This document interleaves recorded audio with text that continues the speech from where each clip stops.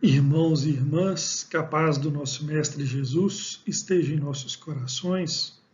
Nós estamos dando início a mais um estudo semanal.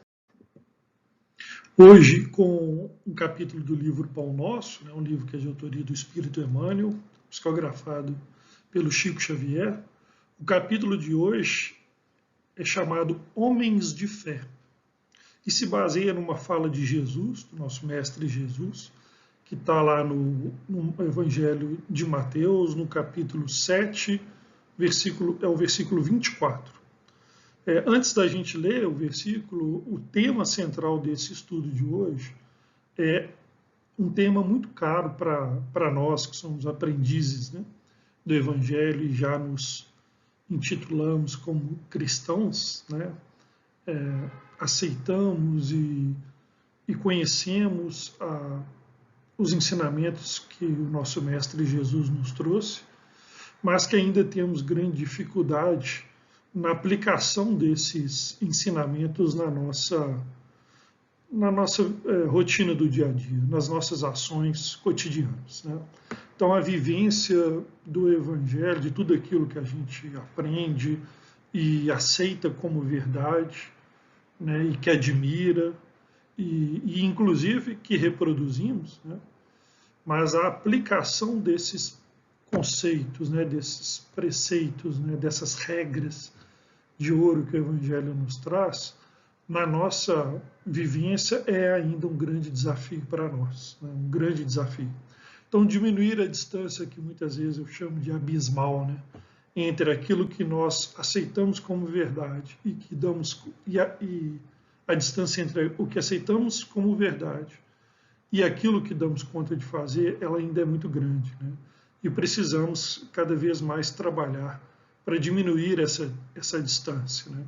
E é interessante que Emmanuel traz o símbolo da fé, né? Homens de fé, para ancorar esse tema, né? Como aqueles que são os homens de fé, aqueles que são realmente capazes de praticar aquilo que falam, né? E aí vamos ler, né, o Evangelho, o versículo do Evangelho e depois trazer os conceitos aí que Emmanuel traz para nós no capítulo, que, como eu falei, né, de um tema muito caro, muito próximo a todos nós aprendizes que somos do Evangelho de Jesus, né? Então Jesus disse: todo aquele, pois, que escuta minhas palavras e as pratica, assemelhá-lo-ei ao homem prudente que edificou sua casa sobre a rocha. E sobre, né, esse versículo, né, Emmanuel traz, como eu falei, vários ensinamentos, várias reflexões. O primeiro é esse que nós vamos ler agora. Os grandes pregadores do Evangelho sempre foram interpretados à conta de expressões máximas do cristianismo, na galeria dos tipos veneráveis da fé. Entretanto, isso somente aconteceu quando os instrumentos da verdade, efetivamente, não olvidaram a vigilância indispensável ao justo testemunho, né? Então, Emmanuel nos traz que, né, os grandes pregadores do Evangelho, né, as grandes expressões do cristianismo, né, que ele chama de tipos veneráveis da fé, eles só se tornaram, né, efetivamente essas referências quando, né, foram capazes de praticar, vigilantes, né, no compromisso e na prática daquilo que abraçaram, né, como verdade a partir, né, por exemplo, né, eu quando estava preparando esse estudo, eu considero um grande exemplo desse texto, né, desse símbolo que Emmanuel nos traz, dos grandes pregadores, como Paulo, né? O apóstolo Paulo, né, que quando Saulo de Tarso, né, grande perseguidor dos cristãos, né, após o encontro com Jesus na estrada de Damasco, se torna aí um grande defensor, né, um dos maiores pregadores do Evangelho né, dedicando toda a sua força mental e toda a sua coragem, toda a sua disposição para defender, né, defender o Cristo, os ensinamentos do Cristo e pregar o Evangelho de Jesus, né? Eis aí, eu considero, um dos maiores exemplos, né, desta virada, né, que Paulo foi capaz entre Saulo, perseguidor de cristãos, e Paulo, o grande pregador e defensor do Evangelho de Jesus. Essa virada, né, magnífica, capaz, né, ele de assimilar o seu compromisso, né, assimilar né, o testemunho e ser capaz de fazer tudo o que fez, se tornando aí um desses veneráveis, né, pregadores e veneráveis homens de fé, como Emmanuel nos traz, né? Então, com o exemplo de Paulo na mente, né, nós vamos ancorar aqui tudo que o capítulo nos traz acerca desse tema, que, como eu falei, é um tema muito, muito importante para todos nós. E aí, na sequência, Emmanuel destaca: é interessante verificar que o mestre destaca entre todos os discípulos aquele que lhes ouve os ensinamentos e os pratica, que é o que está destacado ali no versículo, né?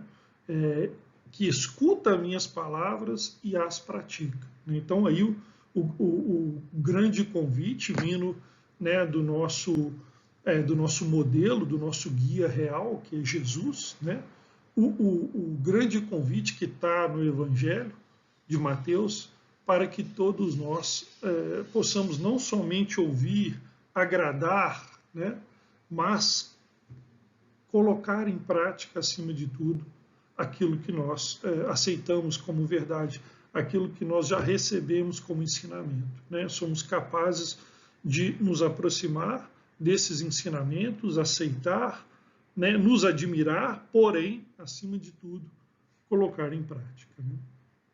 E na sequência, Emmanuel coloca: cabe-nos salientar em todos os tempos o subido valor dos homens moderados que, registrando os ensinos e avisos da Boa Nova, cuidam desvelados da solução de todos os problemas do dia ou da ocasião, sem permitir que as suas edificações individuais se processem longe das bases cristãs imprescindíveis, né? Então, olha o que Emmanuel nos traz, né?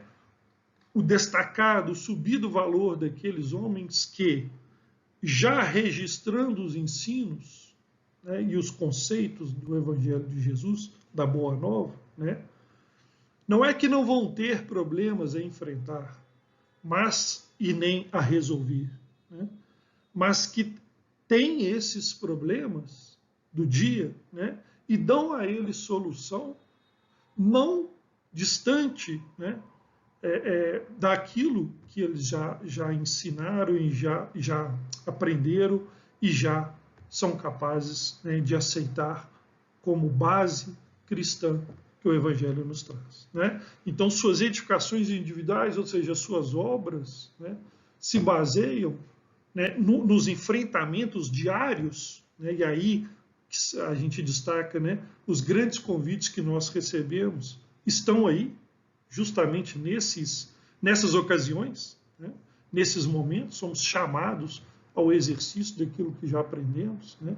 Então, é nesses momentos que esses, né, esses homens de destacado valor, esses homens de fé, são capazes de dar solução, enfrentar, encaminhar esses problemas que surgem, não se distanciando da base cristã que já aderiram, né? Esses são capazes, né, e como está lá no versículo, né, que Jesus nos traz, né, que né, o Evangelho de Mateus nos traz, no capítulo 7, esses edificam a sua casa sobre rocha, ou seja, né, tem a sua base sólida, né, a base robusta, a base que não é destruída com, né, não constroem sobre a areia, mas sim sobre o elemento sólido, né, aquele que dá robustez à sua fundação, à base da sua construção, né, a base da sua casa, como morada, né, assim, ilustrando bem dentro do que o Mestre Jesus nos trouxe. Né? Então, não que não tenham que enfrentar, sim, enfrentam os problemas e dão solução sempre, né, para as suas edificações individuais, para as suas construções com base nas bases cristãs que receberam. Né? E aí, para fechar, né, lá o capítulo, nós trouxemos esse último destaque, em que Emmanuel nos fala: em todos os serviços, o concurso da palavra é sagrado e indispensável, mas aprendiz algum deverá esquecer o sublime valor do silêncio a seu tempo, na obra superior do aperfeiçoamento de si mesmo, a fim de que a ponderação se faça ouvida dentro da própria alma, norteando-lhe os destinos.